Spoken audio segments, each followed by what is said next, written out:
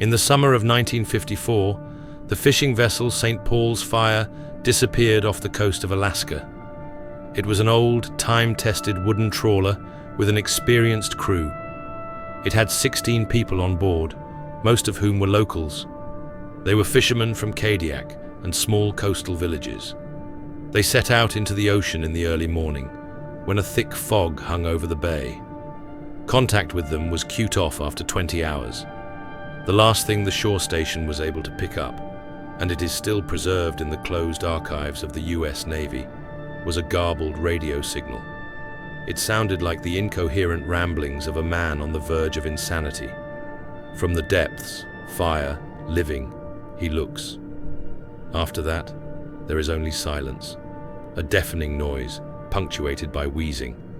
No one knew what it was. No one wanted to know. A week later, the Coast Guard found the wreck 30 miles off the supposed route. The wreckage was bent, as if it had been squeezed by giant fingers. The wood was charred, the metal was melted, as if it had been blasted from the inside. Not a single body was found. Only one thing of particular interest. On the stern, on a charred board, someone had scratched out the word, Awakening. The event quickly disappeared from the news reports. Everyone involved in the investigation signed non-disclosure agreements. The archive was classified and forgotten. 30 years later, in 1984, the Gurin-Garik Belgorod's Technology Corporation was awarded a contract by the US government to build the world's first underwater thermonuclear generator. The facility was to be located in the heart of the Bering Strait, in the harsh and almost unexplored stretch of ocean between Alaska and Chukotka. The project was simply named Black Christina, after the wife of the company's founder. On paper, it looked like a scientific breakthrough, to use the pressure of the depths and the energy of sea currents to stabilize a new type of reactor, one that would power the entire North Coast. However, even among the project's engineers there were rumors, strange schematics, classified modules that arrived unmarked. There was a reason the government chose this particular point in the ocean. In fact, 30 years earlier, it was in the Bering Strait region that unauthorized nuclear tests had taken place. Microscopic thermonuclear charges, created as part of a black project codenamed Dan's Dome. The goal was not destruction, but provocation. The scientists wanted to awaken something that was considered a myth, which was called Koju-Mara. Even most officers didn't know about it. Only the generals, whose archives were kept in Washington. By the fall of 1985, the Christina drilling platform had reached a depth of 12 kilometers. This was an absolute record. The bottom in this place was considered stable, but unusually deep. The ocean was too dark, the pressure was high, but the machinery held up. One night, the sensors reacted, and there was resistance. It was like the drill wasn't hitting rock, basalt, magma. It was something soft, malleable, almost alive. The team thought it was a mistake. However, when they picked up the drill tip, it was covered with a dense substance resembling burned flesh. Like skin, only 10 inches thick, dark gray in color, with flashes of green. The microscope showed a complex cellular structure, organic, but not terrestrial. And then it started. First, the sound, a low-frequency hum through the water. Then, vibrations that gave me a headache, burst blood vessels in my eyes, made my nose bleed. The cameras stopped working. One of the technicians came down with an emergency lantern and disappeared. He returned half an hour later, with horror on his face and burns like the sun had embraced him. Before he died, he whispered, "It's awake and remembers everything." That same night, the platform shook. First, like an earthquake. Then, something hit the base. The sonar detected movement, slow but inevitable. The silhouette was huge, bigger than any whale, bigger than any underwater volcano. It wasn't floating, it was rising. Layers of underwater strata began to spread, as if under pressure. The last thing transmitted from the Christina drill site was a scream. It's not nature, it's him. Koju-Mara. After that, silence. No one has connected the drill site's disappearance to the events of 1954. No one, except one archivist in Washington, who upon seeing the coordinates simply whispered, Koju-Mara. Later, in hindsight, it would be referred to simply as Object Z-54. In the Pentagon papers, plastered in black lines, in confidential reports classified until 2030. Among themselves, CIA employees and military analysts spoke more simply. Koju-Mara myth, legend, an old sea tale told by drunken fishermen in coastal bars. The story of the sea devil, the monster that takes whole ships to the bottom. The shadows that flicker underwater when the ocean suddenly becomes too quiet. He's been credited with the demise of island settlements and the disappearance of submarine cables, the sinking of nuclear submarines that never gave a distress call. It's all been blamed on accidents, storms, machinery, for the time being. However, the truth was scarier than any myth. It wasn't an animal, it wasn't an unknown species, it was a monster, and we created it ourselves.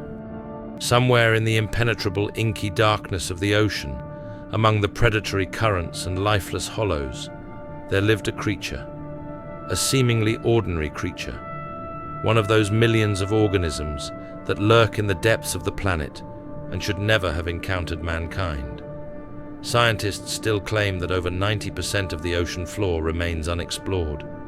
We know more about the cosmos than we do about the depths beneath our feet. And out there in the abyss, it was waiting, unseen, predatory, but not dangerous, until the fire came, until men awakened it. When a nuclear charge exploded above it, everything changed. The radioactive plume settling on the seabed didn't go away. It got into the cells, into the bones, into the nervous system. Evolution that takes millions of years happened in a matter of hours. Biology shuddered. Something ancient woke up in this thing. Radiation gave it power. It did not die. She was reborn. When it rose from the depths, its body was like a piece of living lava, covered in spikes like coral remains, with darkness in its eyes that reflected a history of destruction. This was no animal. It was the embodiment of vengeance, created from nuclear ash, infused with a vengeance that had no language but purpose.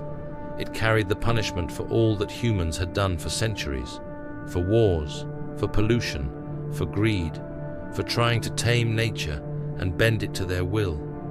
She didn't come to hunt, she came to destroy. And if the old legends were true, this creature was not the first. It was a mutation of an ancient titan, a prehistoric inhabitant of a planet that disappeared not by the will of time, but by the will of nature.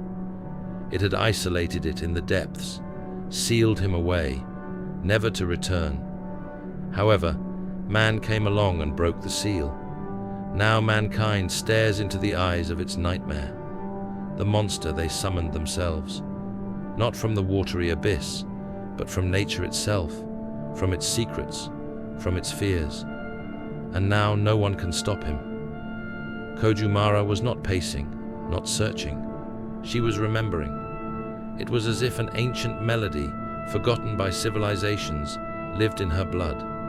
These steps were a repetition of what had already been. Destruction was not the goal. It was her nature. With each meter of land, fragments, not images, but sensations, surfaced in her mind. The rumbling of volcanoes, the burning air, the screams of creatures gone. The earth tearing under the onslaught of something ancient, indomitable. In her genes pulsed the memory of cataclysms, of clashing continents, of the battles of the heavens and oceans. She reached out to where she felt the call, the same energy that had shattered the peace of the depths. Nuclear. First was Anchorage, then Seattle. Before the city realized what had happened. First, the earthquake, then the jamming of communications. An hour later, her shadow passed over the horizon, It pulsed like a reactor. Everything around her was boiling. Cars melted. Glass in houses cracked just by her presence. The army tried to stop her. Missiles, tanks, airstrikes. However, this was not a battle. It was a mistake. Each attack only strengthened it, nourished it. The radioactive wave that killed people in minutes made it stronger, more powerful. The rage in her body flared like a gasoline-fueled flame. She felt no pain. She knew no fear. She didn't react to machinery. She moved through cities like an avalanche that remembered how it had already destroyed the world once before. And it didn't stop. Somewhere in the underground command centers, the generals were losing contact one by one. Scientists, watching through satellites, could not believe the numbers. The radiation background exceeded all permissible norms. However, Koju-Mara was not dying. It was being reborn. Each attack was fuel. Every explosion was a step forward.